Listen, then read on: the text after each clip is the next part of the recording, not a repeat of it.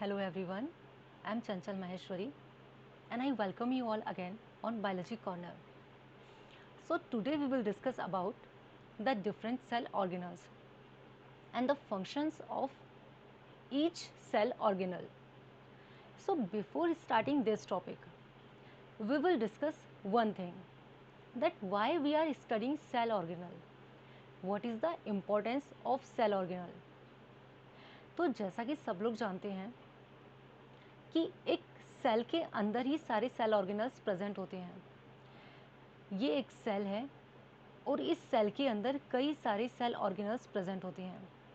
पिछली वीडियोस में हमने सेल के बारे में डिस्कस किया था। वहाँ हमने कई क्वेश्चंस के आंसर्स भी देखे थे कि सेल को पढ़ना क्यों ज़रूरी है, सेल की इम्पोर्टेंस क्या है, सेल को बेसिक यूनिट क्यों कहते हैं, एक्सेट्रा। तो उन सारी चीज़ों के बारे में तो हम डिस्कस कर चुके हैं।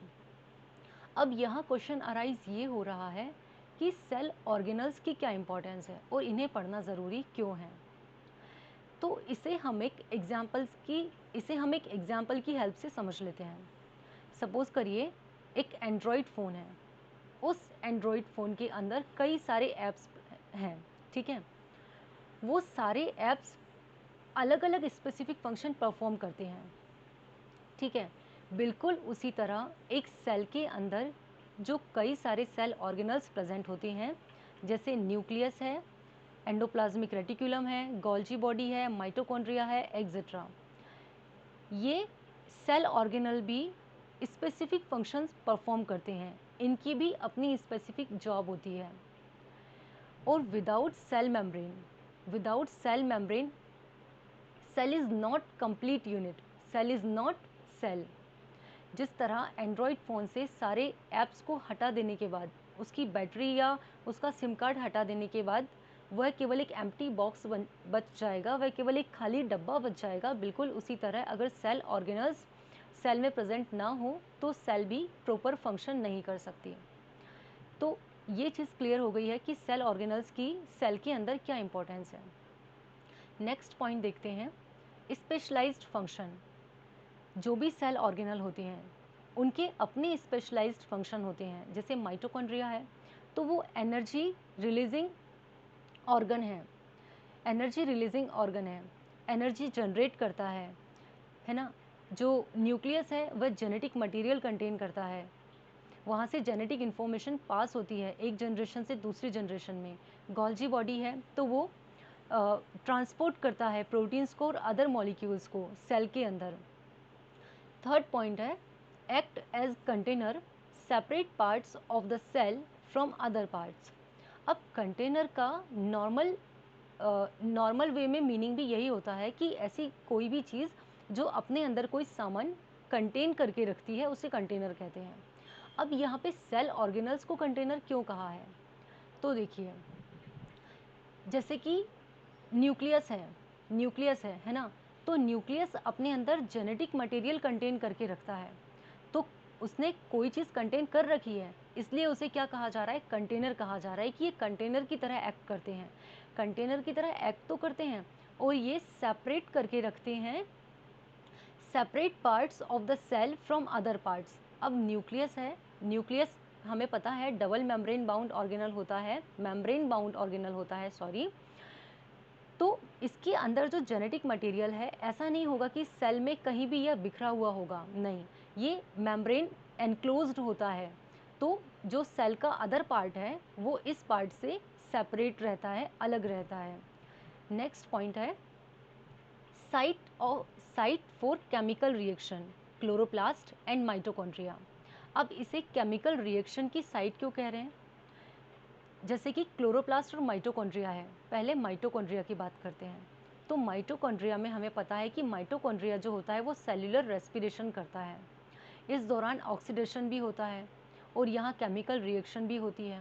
उस केमिकल रिएक्शन में क्या होता है, जो माइटोकॉन्ड्रिया होता है वह हमारे फूड स्टफ को, जो भी फूड होता है उसे ब्रेक डाउन कर देता है इन प्रेजेंस ऑफ ऑक्सीजन और कुछ एंजाइम की हेल्प से, and then carbon dioxide, water और एनर्जी रिलीज करता है ना। तो यहाँ पे केमिकल रिएक्शन हो रही है, तो इसलिए इसे साइट फॉर केमिकल रिएक्शन कहा है।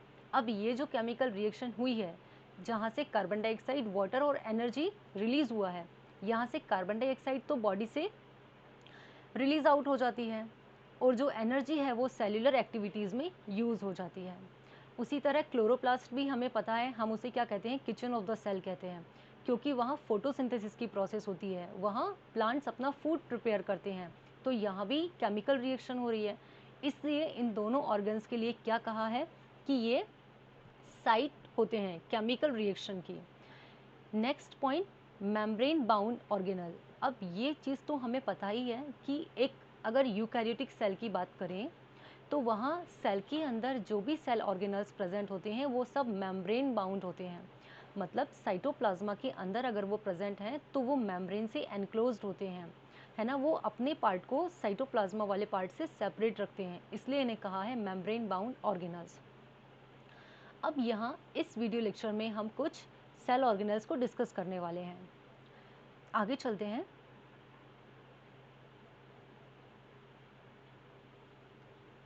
सबसे पहले हम बात करेंगे एंडोप्लाज्मिक रेटिकुलम की।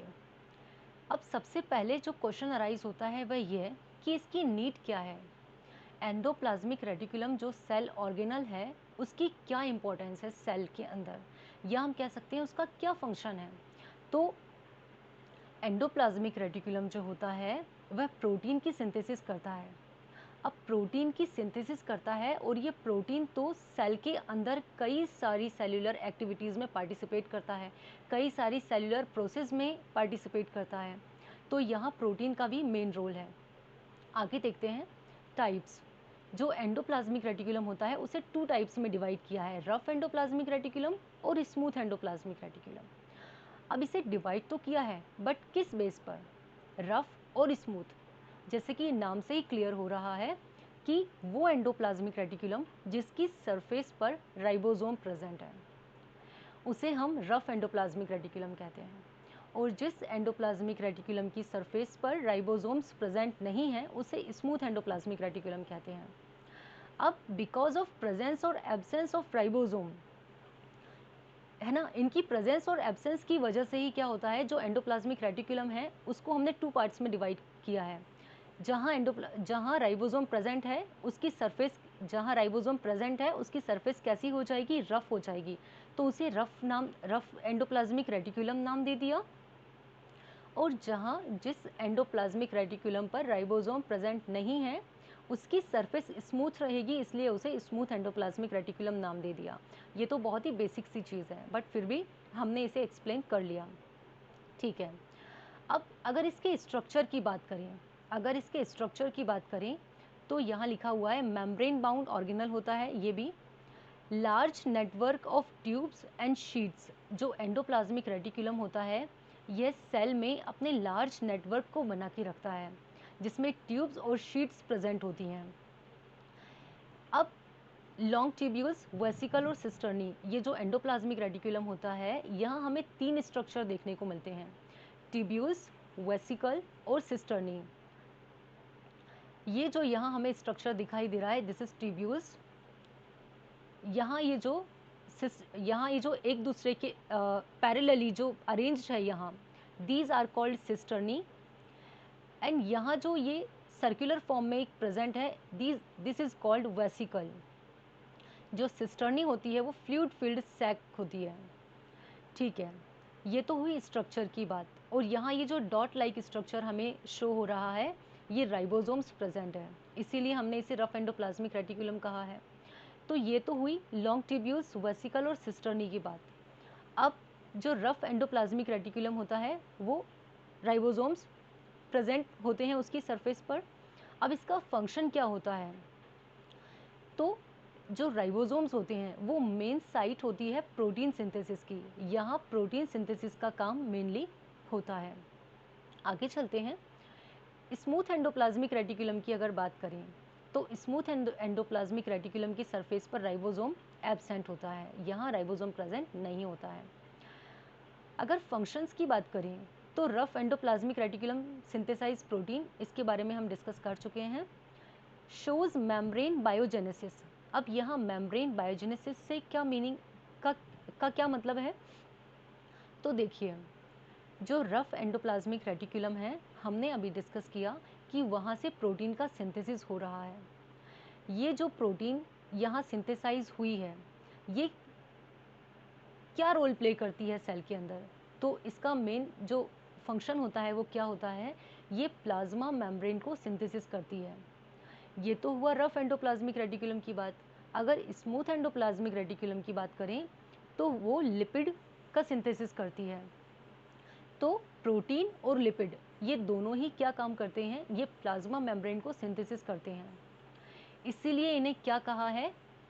इन्हें मेम्ब्रेन बायोजेनेसिस कहा है। ठीक है, नेक्स्ट पॉइंट देखते हैं, फ्रेमवर्क ऑफ सेल। अब इसे फ्रेमवर्क क्यों कहा है? तो अभी जैसे हमने डिस्कस किया कि ये प्लाज्मा मेम्ब्रेन को सिंथेसिस कर रही है। कौन?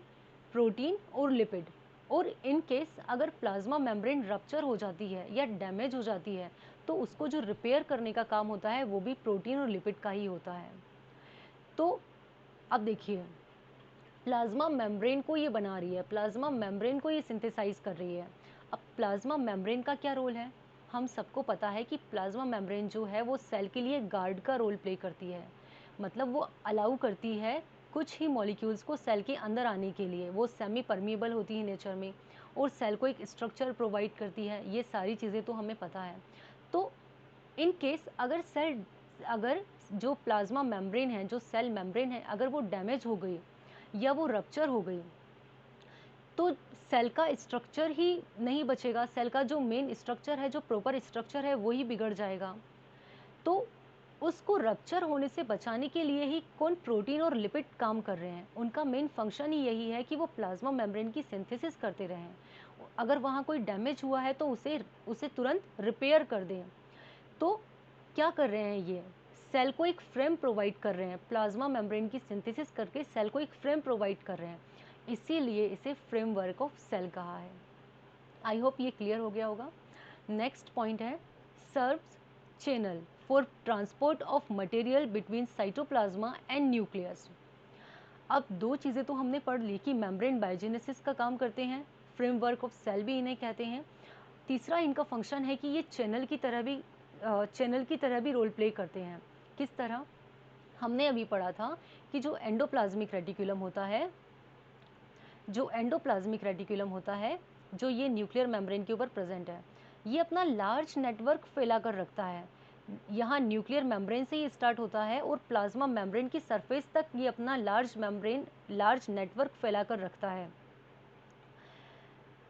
तो न्यूक्लियर मेम्ब्रेन से या न्यूक्लियस से जो भी मॉलिक्यूल्स निकलते हैं, जैसे एक एग्जाम्पल के थ्रू इसे समझते हैं। जैसे न्यूक्लियस के अंदर न्यूक्लियोलस प्रेजेंट होता है। न्यूक्लियस के अंदर न्यूक्लियोलस प्रेजेंट होता है और ये न्यूक्लियोलस यहाँ से राइबोसोम सिंथेसिस होता है। ये राइबोसोम देन आता है एंडोप्लाज्मिक रेटिकुलम पर और यहाँ आके अटैच हो जाता है। अब ये राइबोसोम जिस एंडोप्लाज्मिक रेटिकुलम पर अटैच हो रहा है उसे ही हम रफ एंडोप्लाज्मिक रेटिकुलम कहते हैं, क्योंकि हमने अभी पढ़ा कि वो एंडोप्लाज्मिक रेटिकुलम जहाँ राइबोसोम प्रेजेंट होता है उसे रफ एंडोप्लाज्मिक रेटिकुलम कहते हैं। अब यहाँ क्या होता है? यहाँ जो रफ एंडोप्लाज्मिक रेटिकुलम है, यहाँ जो राइबोसोम है वो प्रोटीन का सिंथेसिस करते हैं। प्रोटीन का सिंथेसिस हो गया, ठीक है।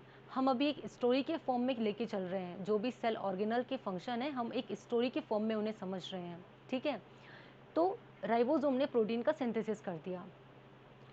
अभी यहाँ तक हम कहाँ तक पहुँचे हैं? हम रफ एंडोप्लाज्मिक रेटिकुलम पर हैं, ठीक है।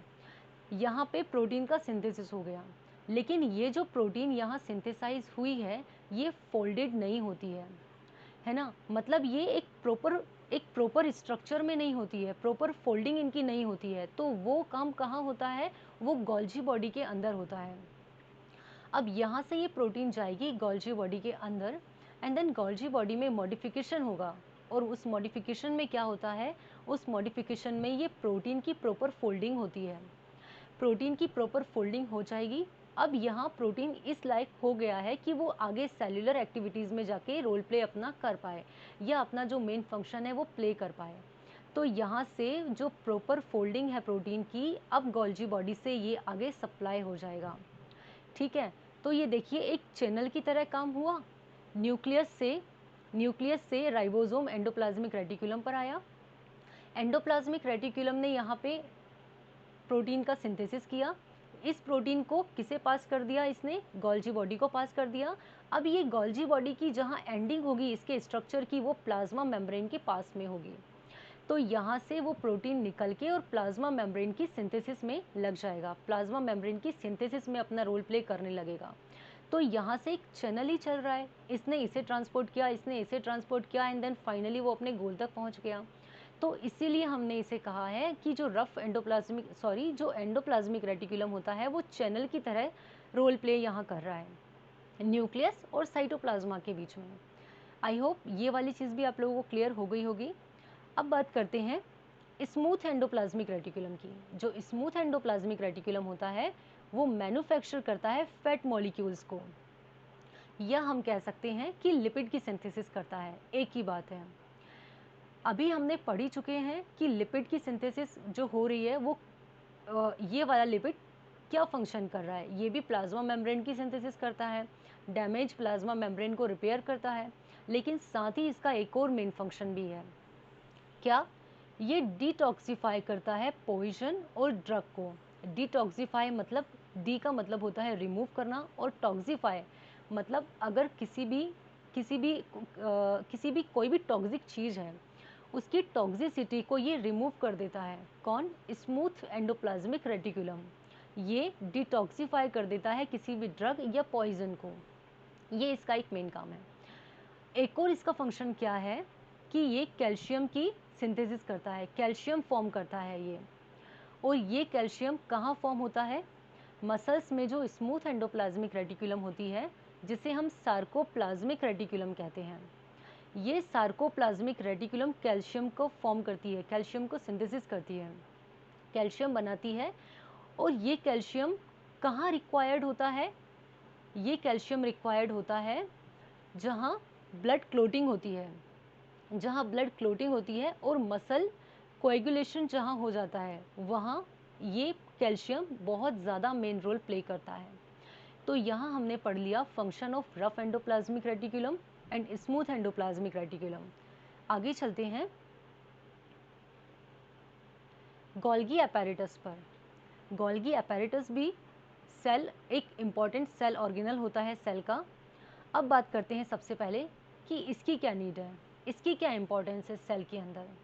तो गोल्गी अपैरेटस जो होता है वो शिपिंग डिपार्टमेंट संभालता है, शिपिंग डिपार्टमेंट, या हम कह सकते हैं ट्रांसपोर्ट का जो काम होता है वो गोल्गी अपैरेटस का होता है।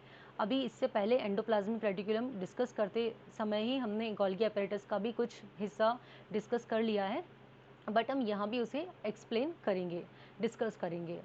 ठीक है, तो ये इसका काम क्या है? शिपिंग डिपार्टमेंट का है, मतलब ये प्रोटीन्स और अदर मॉलिक्यूल्स को क्या करता है? ट्रांसपोर्ट करता है। ठीक है, सेकंड पॉइंट है first described by Camillo Golgi. Golgi apparatus को first time Camillo Golgi scientist ने डिस्क्राइब किया था। थर्ड पॉइंट है ओरिजिनेट फ्रॉम RER। ये रफ एंडोप्लाज्मिक रेटिकुलम से ओरिजिनेट होता है। कौन? Golgi apparatus. नेक्स्ट पॉइंट की बात करते हैं स्ट्रक्चर की। अगर इसके स्ट्रक्चर की बात करें तो ये इसमें 3 स्ट्रक्चर हमें दिखाई देते हैं, वेसिकल, सिस्टर्नी और वैक्यूल। अब देखिए ये है पूरा गोल्गी अपैरेटस। ठीक है, यहाँ ये जो हिस्सा हमें दिखाई दे रहा है इसके आगे की तरफ एंडोप्लाज्मिक रेटिकुलम प्रेजेंट होता है और पीछे की तरफ प्लाज्मा मेम्ब्रेन। ठीक है, अब हमने अभी पढ़ा था कि जो एंडोप्लाज्मिक रेटिकुलम पर प्रोटीन की सिंथेसिस हो रही थी वो गोल्गी अपैरेटस को पास कर रहा था। तो यहाँ से इस तरफ से जो प्रोटीन है वो गोल्गी अपैरेटस के अंदर आती है। देन अंदर आने के बाद यहाँ पे मॉडिफिकेशन होता है, मतलब प्रोटीन की फोल्डिंग होती है, और यहाँ इस पार्ट से जो प्रोटीन है उसकी सप्लाई प्लाज्मा मेम्ब्रेन में हो जाती है, या जहाँ भी उसका मेन फंक्शन होता है, रोल प्ले करना होता है, वहाँ वह उसकी सप्लाई कर दी जाती है। अब हम बात कर रहे थे इसके स्ट्रक्चर की, तो यहाँ पे 3 तरह के स्ट्रक्चर हमें दिखाई देते हैं, वेसिकल, सिस्टर्नी और वैक्यूल्स। ये जो हमें स्ट्रक्चर दिखाई दे रहा है, ये जो सैक हमें दिखाई दे रही है, जो फ्लैटेंड सैक है, ये पैरेलली अरेंज्ड होती है ना। इन्हें क्या कहते हैं? इन्हें सिस्टर्नी कहते हैं, इन्हें सिस्टर्नी कहते हैं। और जब ये पैरेलली अरेंज्ड हो जाती है एक ग्रुप में, तो इन्हें क्या कहते हैं? सिस्टर्न्स कहते हैं। ठीक है, ये जो हमें यहाँ स्ट्रक्चर दिखाई दे रहा है सर्कुलर फॉर्म में, this is called vesicle and this is vacuoles. ये जो सिस्टर्नी के अंदर स्ट्रक्चर है, दिस इज कॉल्ड ल्यूमन।